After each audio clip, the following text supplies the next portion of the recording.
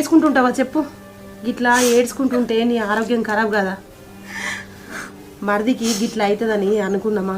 ఆ భగవంతుడు గిట్లా చేసే. సప్పుడే కా నువ్వు మీ అవ్వగారింటికి పో. అక్కడ మీ చుట్టాలు వాళ్ళు వీళ్ళు ఉంటారు, నీకు ఇంత ధైర్యం చెప్తారు.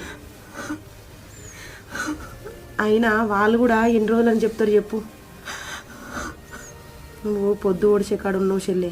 నా చెల్లె అనుకొని ఒక మాట చెప్తా, సప్పుడే కా నువ్వు వేరే పెళ్ళి చేసుకో. నీకు ఈ బాధలు ఏముండయి. ఏం మాట్లాడుతున్నావు అక్క నువ్వు?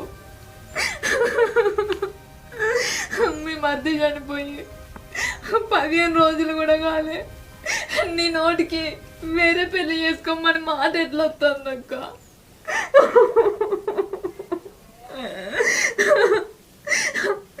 నేనైనా మర్చిపోలేనక్క. నాకు పెళ్ళొద్దు ఏదొద్దు, నా జీవితమే ఆయనతో అనుకున్నా. నా సర్వస్వమే కోల్పోయిన తర్వాతకి నేను ఇంకెక్కడికి వెళ్ళను. నాకేదొద్దు. ఆయన జ్ఞాపకాలతోటైనా కూడా నా చివరి రోజుల దాకా బ్రతుకుతక్క. నువ్వు ఓదార్చకున్నా పర్వాలేదు కానీ నా గుండెల్లో సూదులు గుచ్చే మాటలు మాత్రం మాట్లాడకు.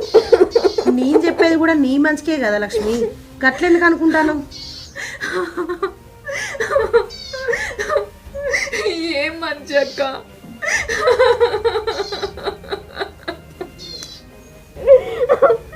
అన్న రాతే గింత కావచ్చు,